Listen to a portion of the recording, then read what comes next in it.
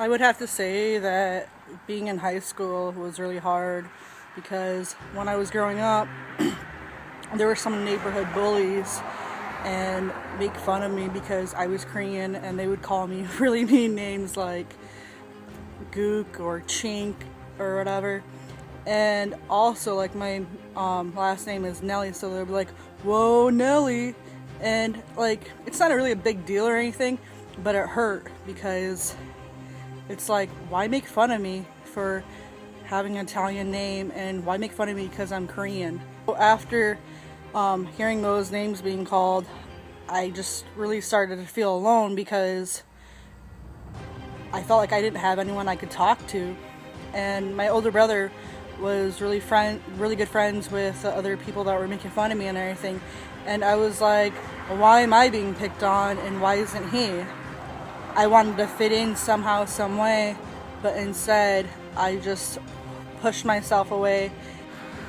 Started listening to heavier music because I felt like I could relate to them, but in all reality I was just like a little Backstreet Girls fan and everything. But the music, just like, I could relate to it, and it made me feel like I wasn't alone and everything. But instead I started getting really angry and really bitter and everything, especially through life events that happened to me.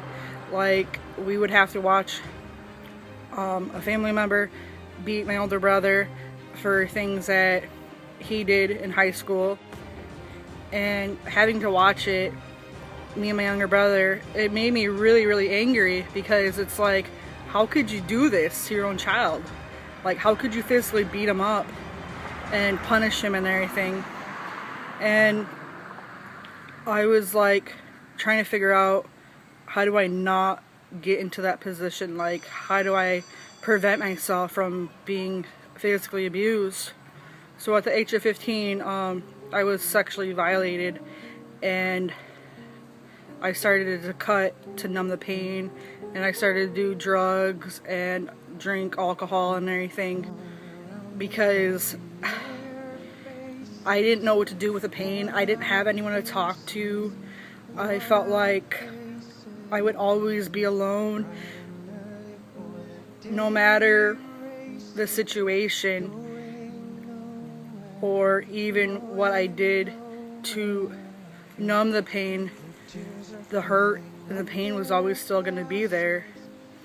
So after I was sexually violated, the family member started to physically abuse me and say really hurtful things like, "You don't matter, why don't you just cut yourself and kill yourself and die?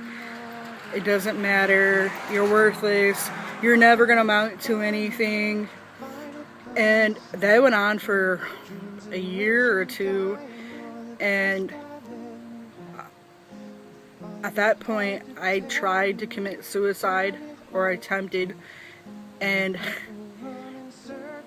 the pain was so great that I just didn't care if I lived another day or if I would ever see anything positive in my life.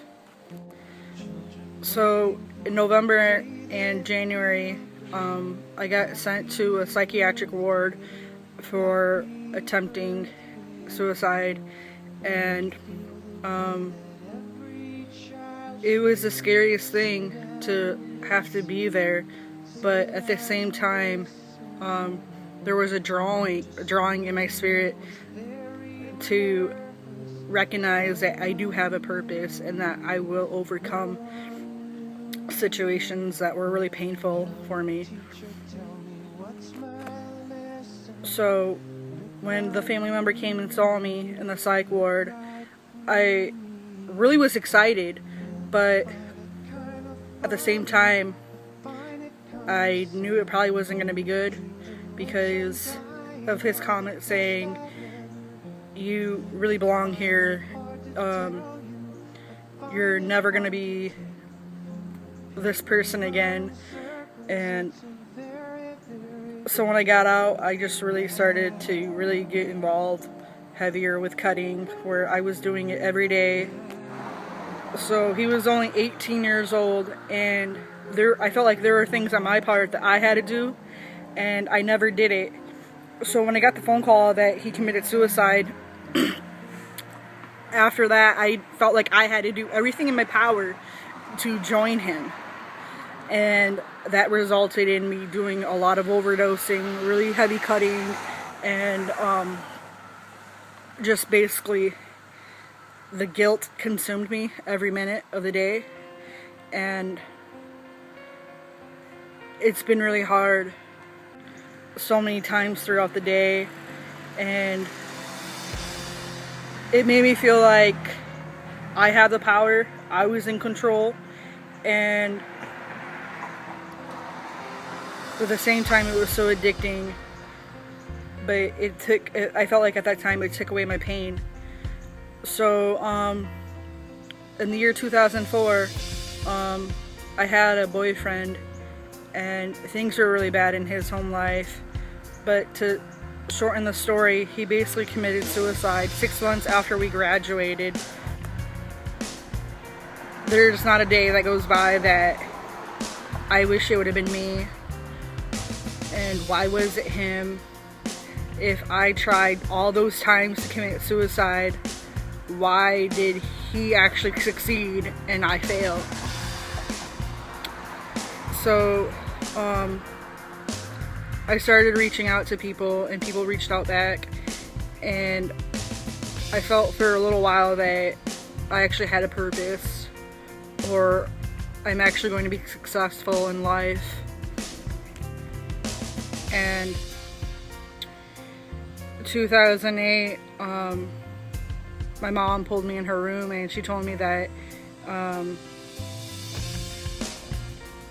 a lot of things are going to go down, and pretty much my parents got a divorce and they were married for like 30 years, and I really didn't know how to deal with that. I really didn't know what to do or even who to turn to. But I now know how other people feel where their parents are no longer together. But then also I know how it feels to feel like you have a perfect family. So in 2009, my depression really got bad, and from 2009 to 2012, I was sent to the psych ward like 8 to 11 times. I really don't remember, but it was a lot. Like, especially in the year 2011, you know, I was back to back in the psych wards like at least twice a month or once a month. And then I came across a site called Mercy Ministries that helps girls to deal with their pain. And I'm not really gonna say deal with, but know how to manage it and know how to feel like you're not alone. So I went to Mercy and graduated, and now with the proper tools and everything, I know that I am capable of overcoming my past and realizing that I do have value in my life. Ever since graduating Mercy in 2013, I'm going back to school to become a psychologist, and I've been doing really well in school, getting A's, which for me is really, really awesome, because I remember being in high school, I never really got A's or anything, but you can do anything. And my message to you guys is just remember that you're never alone, that there's always someone who will come across your path if you're going to be open-minded and open-hearted. Yes, it hurts to trust people, and yes, it hurts to even be vulnerable, but in order for you to overcome the pain and the heartache would be to reach out and to say, hey, I'm struggling, or hey, you know, I saw this person get bullied, you know,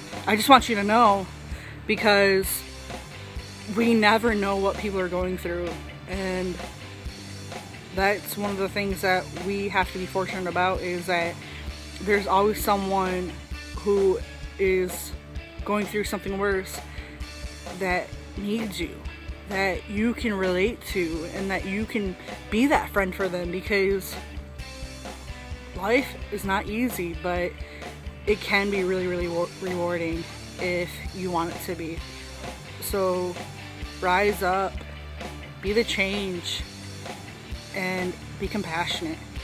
I'm Sandra, and I'm an outsider.